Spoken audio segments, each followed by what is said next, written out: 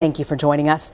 House Republicans passed a tax bill Thursday along strict party lines, and they were quick to celebrate. The bill was unveiled just 2 weeks ago and would affect every sector of the American economy, but it's not law just yet. Senate Republicans will be debating their own version of a tax overhaul when they return from Thanksgiving break. The bill has key differences from the House bill, and there are questions over whether they'll have the votes.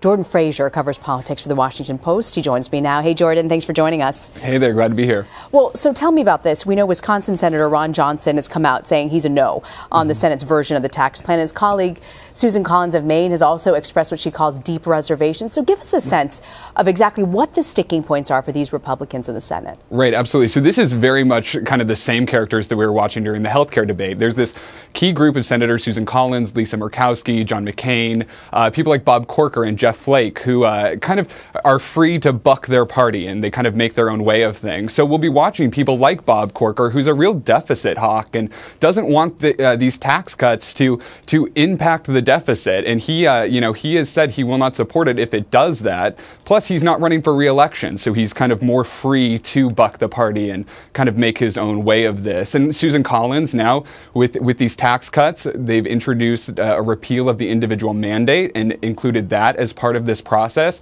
That might not sit well with Susan Collins up in Maine. It didn't during the healthcare debate. And so we'll see, if that sticks as part of the tax cut process and if they can woo her to support the bill.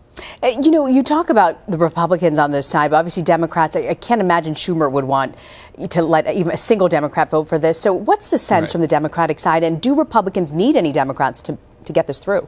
Yeah, well, they don't need Democrats to get this through. They can do this with the majority vote, and that's most likely what will happen. But on the Democratic side, it's more their vocal opposition. We saw this week Claire McCaskill during the markup of this bill be very vocal about the kind of cuts that would impact middle class families.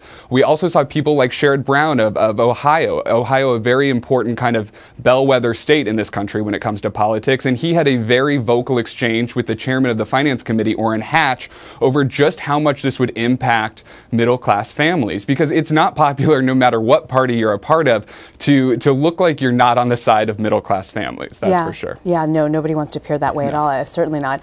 I want to ask you also, speaking of the Senate, both parties are now dealing with their own sex scandals. You've got Senator Al Franken, who's admitted to groping a woman.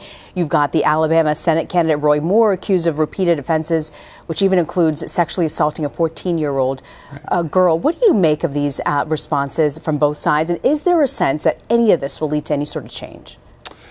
I do think at the end of the day, this will lead to change. This has been a conversation on Capitol Hill for the last several weeks, starting with the Weinstein scandal. And when that really first broke, it started to become a conversation on the Hill. We've seen hearings in the House where Congresswoman Jackie Speier told her story, and senators like Amy Klobuchar on the Senate side hoping to kind of redo these kind of archaic reporting rules that the Senate has when it comes to their own practices and how people can report misconduct on the Hill. But as far as Roy Moore and Al Franken are concerned, it's really kind of two different situations here. We have Roy Moore on the one hand in Alabama, who remains defiant about these allegations. He's really turned this into an argument of him versus Washington and saying that the Washington establishment and the Washington elite are really ganging up on him and trying to influence this election. Where, on the other hand, we have Al Franken, who came out this week and was apologetic right off the bat, called for his own ethics investigation. And so Democrats were also kind of able to follow that lead, right? They were able to say, yes, I support the idea of an ethics investigation. Let's look into this. Let's see what exactly happened here. We're on the Republican side with Roy Moore. They're also defiant. The president has yet to weigh in on this topic. He ignored shouted questions about it. His spokesperson has obviously said he's very concerned about this issue, but he himself hasn't weighed in on it. Yet this morning he was tweeting about Al Franken and those allegations. So it's definitely become political, and it's kind of a tale of two stories here. Yeah, it certainly is. And also fascinating when the president tweets in on this, kind of somewhat surprising. I want to also turn to the Senate Judiciary Committee, though, to ask you particularly about the information that they're seeking for the president's son-in-law, Jared Kushner, after there was an email chain that surfaced in which a Russian banker sought to meet with the Trump campaign during the campaign. It's very complicated, but can you sort of mesh this out and why this is significant? Yeah, so the crux of what happened this week with the Senate Judiciary Committee is the chairman, Chuck Grassley, and the ranking member, Dianne Feinstein, they had received information that they had requested from Jared Kushner and his attorney earlier this month on November 3rd. They went through that information in the last several weeks, and in doing so, in consultation with other testimony and other information that they had acquired, they realized that the information was incomplete. So they sent another letter to Jared Kushner and his attorney, hoping to clarify what the committee was asking them to provide. And as you mentioned, it does relate to contacts with WikiLeaks and in conversations in 2016 to kind of create that back channel communication with Russia. And they felt that that Jared Kushner and his attorney hadn't provided all of the necessary email chains and phone records and that kind of thing to get a complete picture of what the committee is hoping to ascertain from Jared Kushner. How concerned is the White House about this?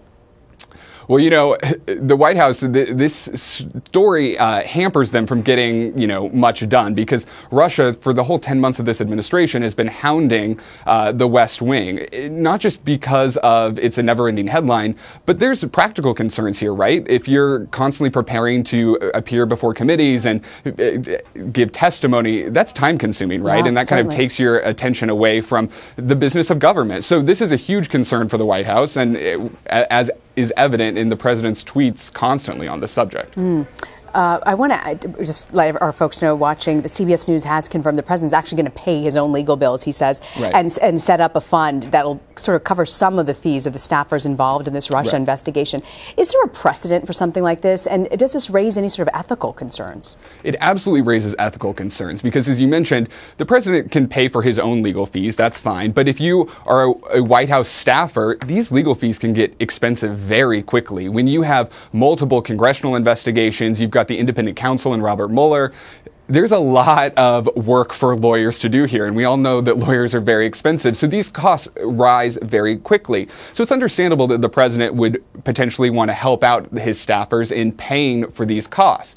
However, the ethical concern here is if your boss is paying for your legal fees, right, how will that impact how you testify against him potentially? And so that's the question that they're grappling with. And I know the White House and the president and his team are working with the Government Ethics Office to try and create an ability to do this in a way that is above bar and kind of gets away from those ethical questions.